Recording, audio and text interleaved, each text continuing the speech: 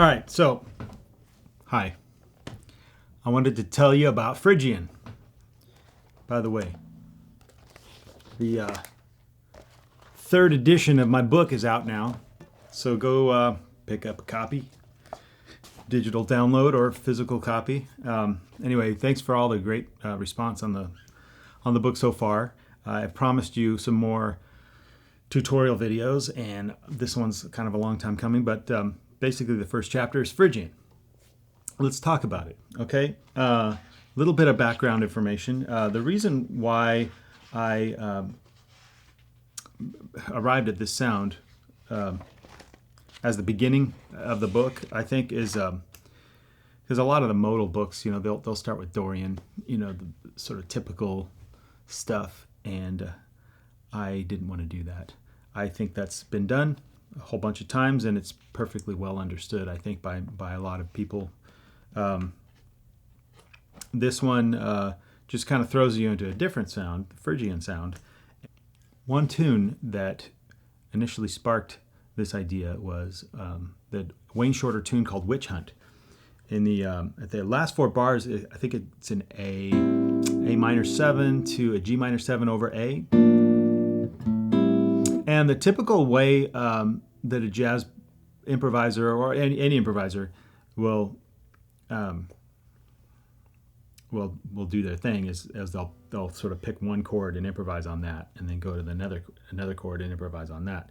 Whereas I think a better way to do it sometimes, most of the time, is to do what's called bracketing, where you find a tonality that kind of encompasses two or more chord changes. Now, in the case of a 2-5-1, that can sound kind of boring, and that's sort of the beginner's way to improvise, and then you learn to like spice it up by doing altered on the 5, and then go back home on the 1. I'm kind of taking the other approach, where you are doing the bracketing thing again, where you're taking one tonality over a group of chords. In this case, we have an A minor 7 and a G minor 7. Instead of going what you would normally play on an A minor 7, typically Dorian, is this sort of knee-jerk response, and then G minor 7, which is also Dorian. You know, like if you're doing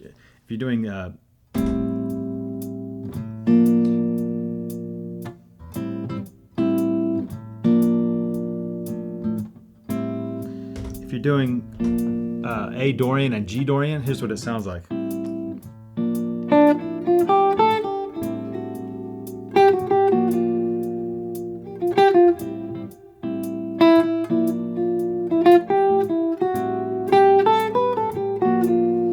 So that note is like, it doesn't fit the sort of phrase, I think. You can make music out of that. Nope, it's fine. But I think there's a better way. You bracket this sound and this sound as a Phrygian. So you're hearing this chord in the context of what you just heard before. So tonality is powerful in that it allows the audience to retain the notes that they just heard into the next chord. So it kind of retains their attention a little bit more, I think. So here's what A Phrygian sounds like over both chords. A Phrygian being in the key of F.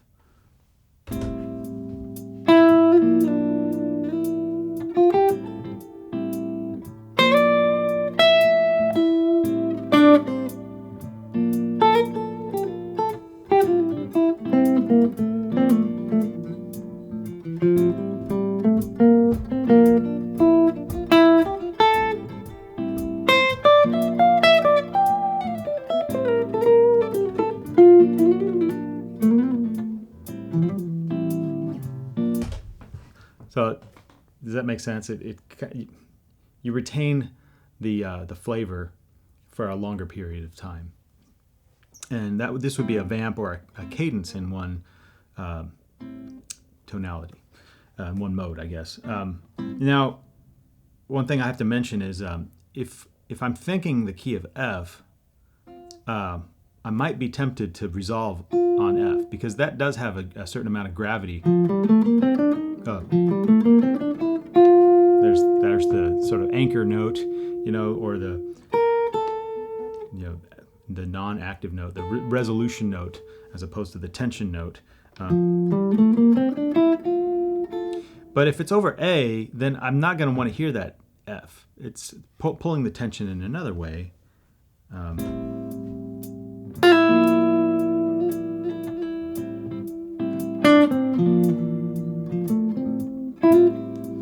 So what you're going to do is use your muscle memory of the tonality of F, of which hopefully you have practiced your scales and do practice your scales.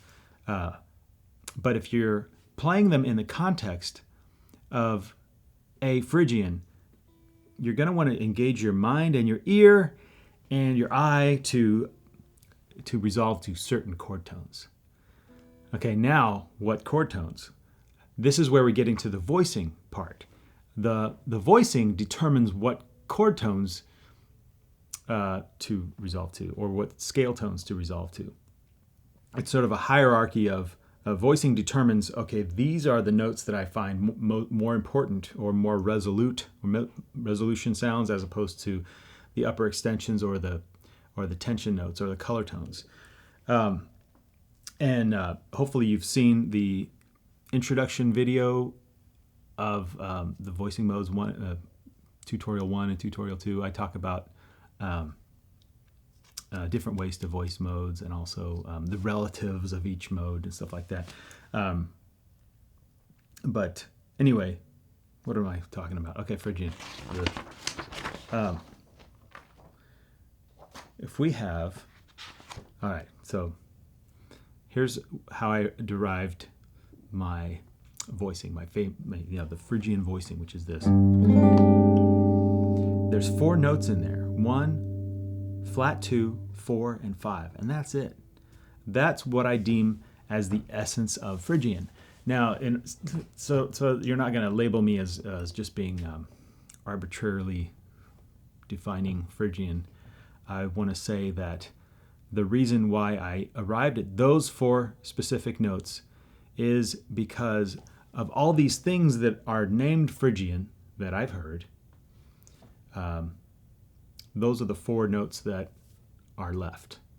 The other notes are optional. Now, if you want, this is kind of goes by essences and non-essential properties. It's kind of a philosophical thing. If you have the Phrygian scale, as in case of G Phrygian, I'll talk about G Phrygian because that's the tonality I use in the book. It's got 7 notes. Gardenvariety Phrygian has a 1, a flat 2, a flat 3, a 4, a 5, a flat 6, and a flat 7. It's the 3rd mode of the key of E flat. So there's when you're given those 7 notes, it's hard to know exactly how to voice it, because all 7 seem just as important as all the other ones. But then I heard something called Phrygian-Dominant. Phrygian-Dominant is the 5th mode of harmonic minor. So G Phrygian-Dominant would be the 5th mode of C harmonic minor. And those notes are 1, flat 2, major 3rd, and then all the rest are the same. So the difference between Phrygian-Dominant and regular Gardenvariety Phrygian is the difference between it's got the Gardenvariety has a flat 3rd, Phrygian-Dominant has a major 3rd.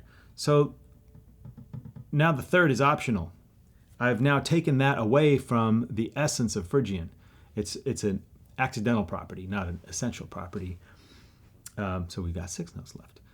And then in the 2nd mode of melodic minor, which a lot of the textbooks call Dorian flat 2, Mick Goodrick calls it Phrygian natural six, and I love that sound. I love that name, Phrygian natural six. It makes perfect sense. It's got all the same notes as Phrygian, as in Gardenvariety Phrygian, except it has a natural six. So 1, flat 2, flat 3, 4, 5, natural 6, flat 7.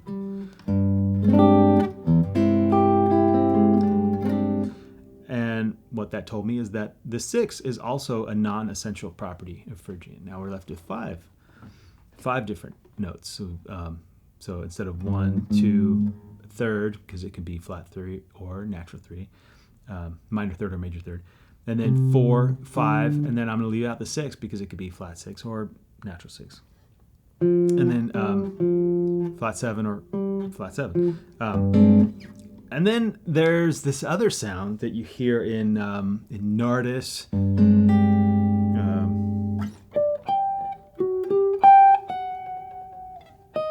It's got a major 7. It's also what I call the Dick Dale scale. It's the Byzantine scale. It's the 5th mode of Hungarian minor. It's got 1, flat 2, major 3rd, 4, 5, flat 6, and major 7. So now the 7 is like optional too. And what else? There's one other sound. Oh yeah, there's the Mixolydian flat 2, which you can call Phrygian with the Mixolydian flavor. I guess it's a 1, a flat 2. I guess it would be too complicated of a name to call it Phrygian something, but you could call it Phrygian. What did I call it in the book? Phrygian-Dominant natural 6. That's another option. So 1, flat 2, major 3rd, 4, 5, natural 6, and flat 7. Incidentally, it's a good way to voice it. It's a 13 flat 9, but let's stick to Phrygian. That's what we're talking about. Okay. So we have now 5 different kinds of Phrygian, and the notes that they have in common are only the 1, the flat 2, the 4, and the 5. Which leads me to, okay, now that I've arrived at that, I'm going to stick to it. I'm going to stick to those notes when I improvise or when I compose or arrange or come up with voicings or arpeggios. It's kind of a neat sound. So here's the Phrygian voicing. It's only got 1, flat 2, 4, and 5. Now if I can come up with other voicings up the neck that also only have the 1, flat 2, 4, and 5. Here's voicing 1, voicing 2, voicing 3, voicing 4, and 5. So no matter where I am on the neck, I've always got a cool Phrygian voicing to play. Now, you may notice that I've got these side by side. So here's where is it? There's the voicings. And then over here, they correspond to an arpeggio. And instead of playing a voicing like that, where I can only play one note per string on a voicing, but on arpeggio, sometimes you can do more notes. You can do them all in succession. So 1, flat 2, 4, 5, 1, flat 2, 4, 5. And that goes with this shape. So you can practice the shape and the arpeggio at the same time. I like to practice this way because I think it's a good idea as a guitar player to be able to think of chords and lines with the same part of your brain. Like, don't be in rhythm guitar mode and lead guitar mode in isolated, be a complete sort of rhythm and lead guy at the same time. This is how Jim Hall thinks. I call this the Jim Hall method, where you're thinking of lines and chords at the same time. The way Jim Hall played, he was really great at making lines sound chordal and chords sound linear, and he just kind of had a really, really cool blend. And he was very influential in that regard. So here's our arpeggio along with the chord. And then here is shape 2, chord, line. Shape 3, along with the line. And shape 4, along with the line.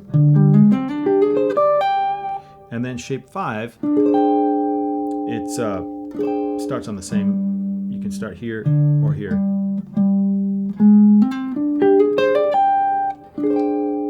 So there's 5 chord shapes and 5 arpeggio shapes.